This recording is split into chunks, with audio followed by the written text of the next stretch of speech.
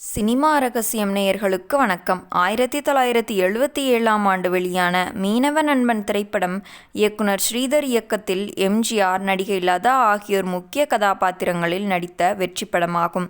கிராமப்புற மக்களின் வாழ்க்கையையும் அவர்களின் சிக்கலையும் மையமாக வைத்து எடுக்கப்பட்ட இந்த திரைப்படத்திற்கு மெல்லிசை மன்னர் எம்.எஸ். விஸ்வநாதன் இசையமைத்திருந்தார்.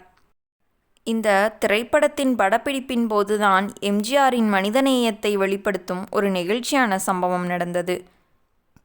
புரட்சித் தலைவர் எம்ஜிஆரின் மனிதநேயம் மற்றும் தொழில் மீதான அவரது ஈடுபாடு ஆகியவற்றை வெளிப்படுத்தும் ஒரு சுவாரஸ்யமான சம்பவம் மீனவ நண்பன் திரைப்படத்தின் படப்பிடிப்பின் போது நடைபெற்றது.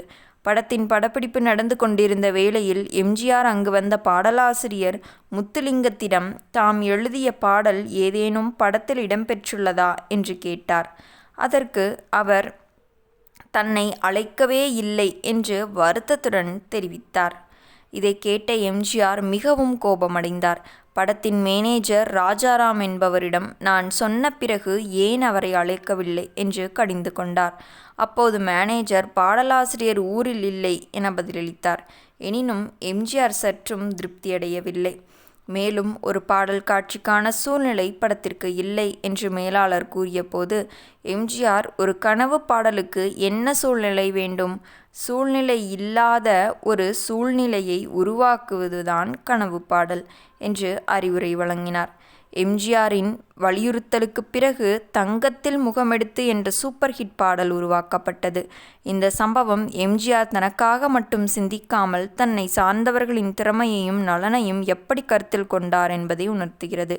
இந்த பாடல் இன்று வரை ரசிகர்களால் கொண்டாடப்படும் ஒரு அற்புதமான பாடலாக நிலைத்து நிற்கிறது. அந்த பாடலாசிரியர் வேறு யாருமல்ல, கவிஞர் முத்துலிங்கம் ஆவார். சிவகங்கையைச் சேர்ந்த இவர் எம்ஜிஆர் மீது கொண்ட தீவிர பக்தியால் முரசொலி பத்திரிகையில் இருந்து விலகி எம்ஜிஆர் ஆதரவு இதழ்களில் பணியாற்றினார். எம்ஜிஆரின் அறிவுறுத்தலுக்கு பிறகு தங்கத்தில் முகமெடுத்து என்ற காலத்தால் அழியாத பாடல் உருவானது. கவிஞர் முத்துலிங்கம் அவர்கள் உழைக்கும் கரங்கள், மதுரையை மீட்ட சுந்தரபாண்டியன் போன்ற பல எம்ஜிஆர் படங்களுக்கு பாடல்களை எழுதியுள்ளார். எம்ஜிஆர் முதல்வரான பிறகு அவரை பாட்டுடை தலைவராக கொண்டு எம்ஜிஆர் பிள்ளைத்தமிழ் என்ற நூலையும் இயற்றியுள்ளார். எம்ஜிஆர் எவ்வாறு தனது பாடல் அவரது படத்தில் இடம்பெற வேண்டும் என நினைத்த அவரது மனிதநேயம் பற்றியும் அதற்காக அவர் தயாரிப்பாளரை மிரட்டியும் உள்ளார்.